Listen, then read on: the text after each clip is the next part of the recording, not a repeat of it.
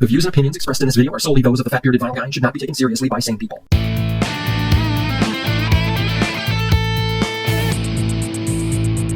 Hey Vinyl Nation, I am Matt the Fat Bearded Vinyl Guy and I am back in the vinyl lair. Now if you'll let me sound old for a moment. Album covers aren't what they used to be. Let's face it, they've gotten pretty bland in the recent years. And I understand why. Music art has gotten smaller as the years have gone on. In the LP years, band had a 12-inch square canvas to showcase artwork, and my oh my how they used it. As we moved on to CDs, the packaging got smaller. And when we go to cassettes, well, they're smaller yet, and they weren't even square like their LP and CD counterparts, so they had to be kind of, I guess, creative.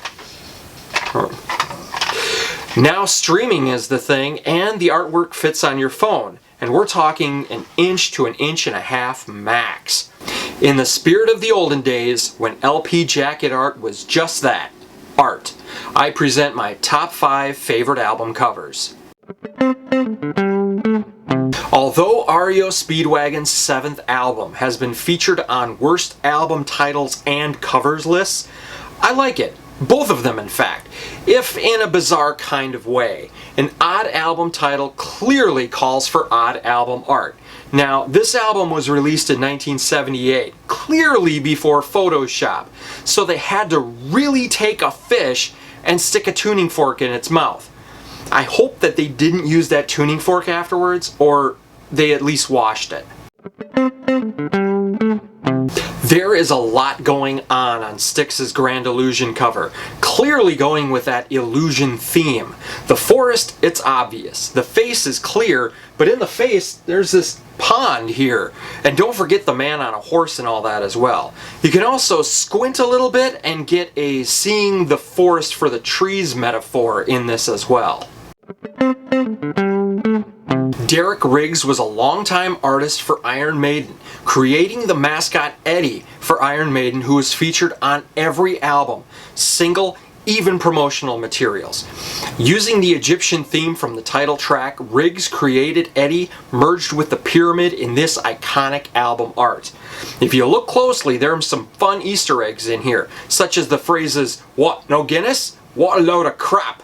Bollocks!" as well as graffiti saying Indiana Jones was here 1941 and a caricature of Mickey Mouse. If you want to search for them, I'd suggest the LP. The CD maybe with a magnifying glass. If you're streaming, don't even bother.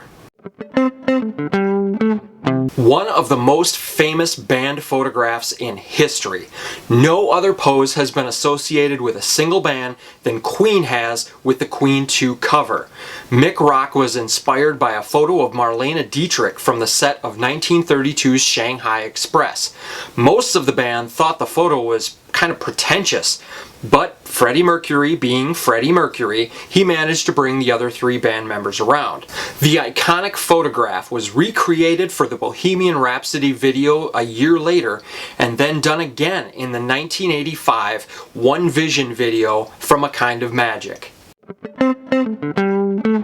Sometimes less is more. Simplicity is key in this case. AC/DC wanted a completely black cover in tribute to their late frontman Bon Scott, who died earlier that year. Record labels being record labels, they pressured the band to do something a little more interesting with the cover art. A compromise was reached in outlining the AC/DC logo, so we at least know who the album is by.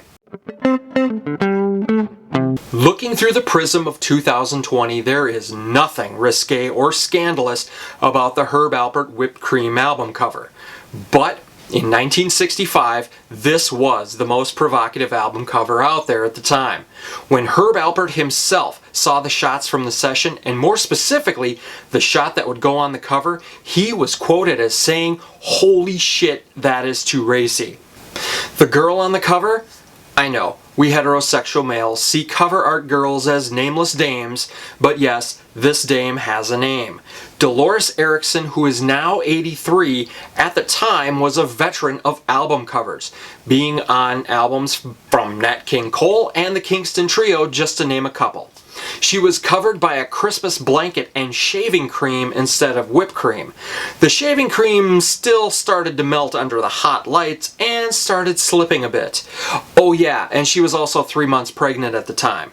Go ahead, name me another album cover that's been parodying more. You can Google it. I'll wait. That's all for now. For more music talk and vinyl shenanigans, go to fatbeardedvinylguy.com. You'll find links to my Facebook, Twitter, and Instagram. I'm also a regular contributor on Richard Tiemann's Fan Show. He is at facebook.com/fanshowofficial. This coming week I am wrapping up Oztoberfest. One more album featuring the Prince of Darkness, Ozzy Osbourne, for this month of October. As always, give me a thumbs up and comment down below of your favorite album covers. You'll let YouTube know I'm not spam, but I'm real grade A meat. I promise to respond to every comment, real or imagined. Until next time, take it easy and I'll catch you on the B-side.